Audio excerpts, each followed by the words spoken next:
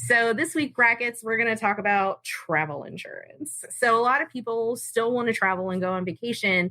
And so they're purchasing travel insurance to avoid losing out and being out of pocket for having to cancel trips due to coronavirus or travel bans or whatever. And what people are finding, according to the BBB, is that there has been 1,500 complaints about travel insurance since March, and 67 point something % of them have to do with travel insurance not covering cancellation costs. So a lot of these Airbnbs or vacation rentals by owners, a lot of those companies, they'll sell you the travel insurance, but they don't tell you that if you cancel your trip due to coronavirus, that you're just out the money. So we wanted to talk a little bit about why that is. And that's because sometimes these pandemics are just specifically excluded from your travel insurance policy, but also they only cover unknown events. And unfortunately, coronavirus at this point is to be expected. The bottom line is that insurance doesn't exist to cover expenses that you know you're going to have. And this is part of the reason that health insurance in this country is so expensive. And we've talked about that on a few other occasions.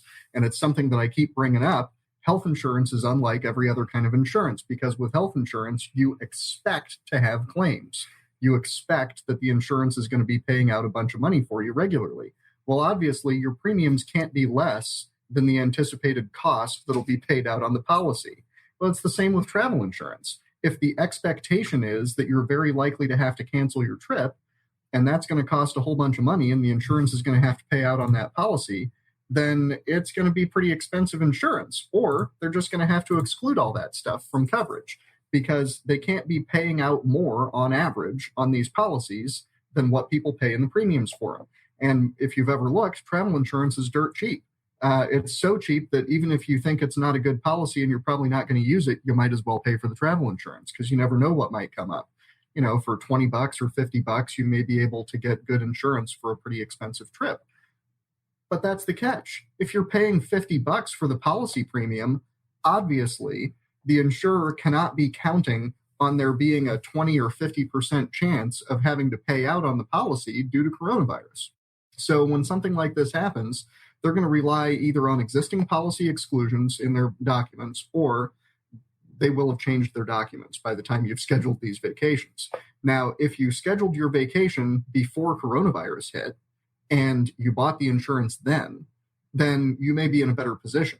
But if you're scheduling a new vacation during the pandemic, you cannot possibly really be expecting that you can buy insurance that's going to cover a cancellation of your trip due to the very pandemic that's currently occurring. Not going to happen. So if you think you're getting coverage that covers it, check really carefully because it probably doesn't. Read the fine print. If you were the insurer, you would not be issuing that policy. So think carefully about whether or not they really are. Yes. So it's probably not going to cover you.